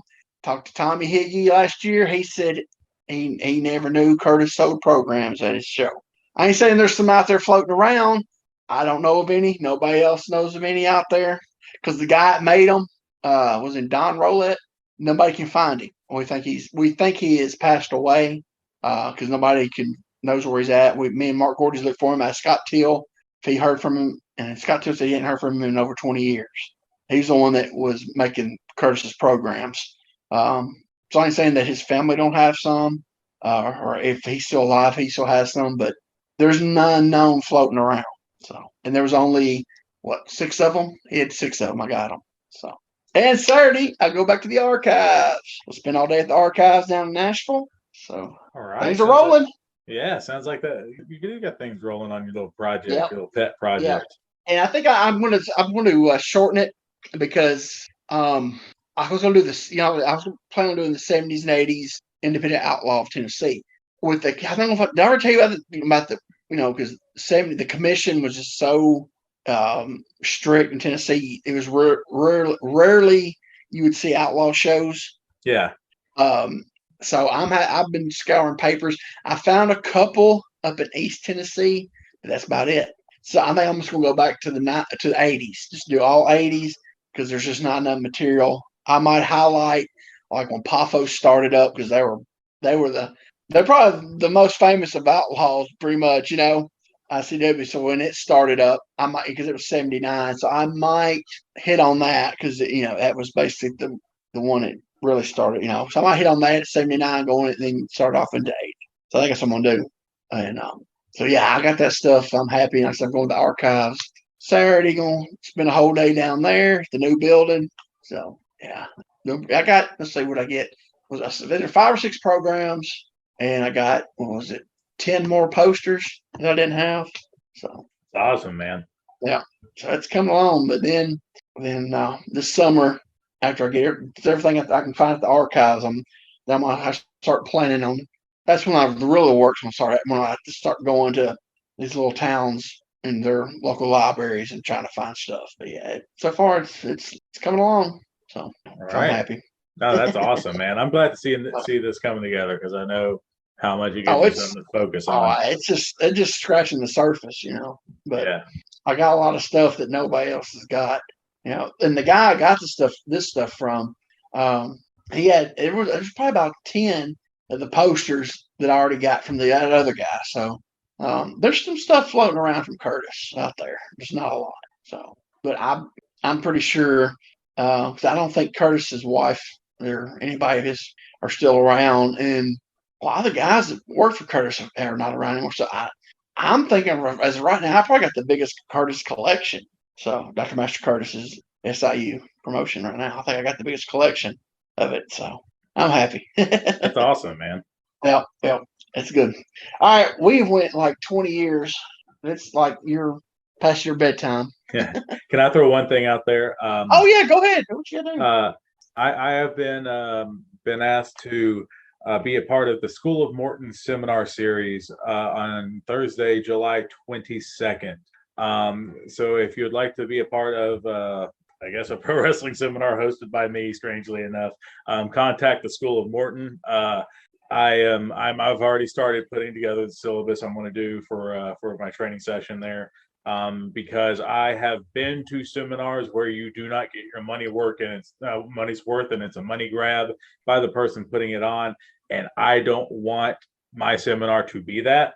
So I'm really, really working hard to try to put a syllabus together where I hope everybody learning something they didn't have beforehand. But yeah, this is going to be my first seminar, guys. I've been training guys for years now, but first time actually joining a seminar. So yeah, if you're interested in it, contact the School of Morton, and they'll set you up. But it's July 22nd. It's in Chuckey, Tennessee, so far east Tennessee.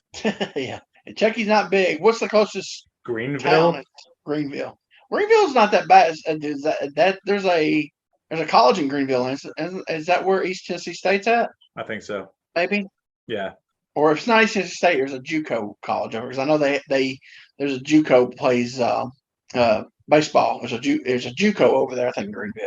I think East Tennessee State's in Johnson City. I think. And there's a JUCO, a really good JUCO. Can't remember. Is it Walter State? No. There's a JUCO baseball. College has a really good JUCO baseball program in Greenville. I can't remember what it's called though. So yeah. Chucky, from what I heard, is really small. Yeah, it's very much a blink and you miss it town. But Ricky's got a good school going on there. You walk into this place and it's like you're walking into a wrestling museum. I think he took all his old stuff out of storage and goes, now I got a place to put it. And he puts it on the walls. Yeah. It's fantastic. We've got multiple rings. So I'm really excited to be going back. I've been to the School of Morton twice before, once teaching and once just hanging out. But yeah, I'm excited to go and be a part of the seminar series. Okay, that's cool. Plug the NWA stuff, man. Yeah, so the NWA, and well, first off, if you are a fan of old school wrestling, and if you're listening to this, I'm pretty sure you probably are, or a glutton for punishment, one of the two. But if you are the fan of old school professional wrestling, the NWA over on Fight TV, NWA Power, it's 1 hour of wrestling like you remember it, studio setting, and when that's what this whole podcast started on, was watching studio wrestling. Granted, not the best studio wrestling, but it's done in the old Jim Crockett style. I don't know, man. I've been working. I just did my second set of tapings for them. I love working for the NWA. It's an amazing locker room, and I can tell you this very safely, because I am not giving a spoiler, because I am not trying to get fired. This season of Power is crazy. And then while we're on the NWA, so yeah, you have to get that on Fight TV. It's $4.99 a month. Skip a couple cups of coffee. I don't know. I think that's 2 cups from Starbucks. You're good. $4.99 a month. I think it's highly worth it. Anyway, in August, we will be doing our next round of tapings for Power. However, we will not be in GBP Studios in Atlanta, GA. We will be bringing wrestling back to the Chase in St. Louis, Missouri. All right. Not only that, we will be doing not 1 but 2 pay-per-views during that round of tapings. The NWA will do their first all-women's pay-per-view called Empower, and then we will also have the NWA 73rd. So NWA 73, the 73rd anniversary of the National Wrestling. At the Chase, that's the perfect place for it. When we got the news, because it was kept secret from everybody until we were down at the tapings. When we got the news that it was at the Chase, I was ecstatic. That's crazy. That's a wrestling match. So to be at the Chase where so many greats have been in there, astounding. Yeah. Yep. All right. Well, you got anything else to add? Nah, I think that's it, man. I'm not used to plugging things, so now I'm plugging things at shows. It's so weird. Hey, plug it, man. Plug away. And we're on YouTube. Yeah, we're on YouTube now. This will be up on YouTube. And the thing is, before we go, we'll talk about this real quick. I don't know how that was going to work with listening to some YouTube, because we're doing a podcast. We're actually doing our thing is watch along now. So I don't know how that would work if you want to watch along because you're listening to us on you. If you're listening to us on YouTube, so I don't know how that would work. So I guess you can watch us on YouTube but not watch along. I don't know what I'm trying to say. Or you can open up 2 tabs and have one muted, one not. I don't know. It's weird, guys. We'll find out some another way to do it. Maybe, I don't know, copyright, but maybe we can put a third box and I can just start using the actual video from the recording. Oh God, that means you have to put on pants. Well, okay. So you can actually pull up. So I'm old and I don't, technology passed me by back in 1998. Well, I can do one of 2 things. I can. No, I'm just saying. Yeah, go ahead. I'm just saying that the person can pull up the YouTube in 2 different boxes and yeah, mute the match, watch the match, and listen to us on the other box. Yeah, they could do that. Oh, okay. Well, never mind. Just do that then. I didn't see. I don't know these things. That's why I got you. I want to find the rules on the copyright. Because if we're able to do this with a watch along, I can also potentially, if Zoom software allows me, or I can do it in post, bring up the match in a third window on here and watch along that way. I think I'd have to do it in post, but even if I could do that, that would be cool too. Just things we're spitballing, guys. We're just trying to think of ways to make this better and I don't know, make this entertaining for once. Yeah. Yeah. All right. Yeah, exactly. So, all right. You're done. I'm done. Stick a fork in her. She's done. For Jeremiah Plunkett and Quentin Charisma, hey, that's me. Thanks for listening and God bless. Bye-bye, everybody.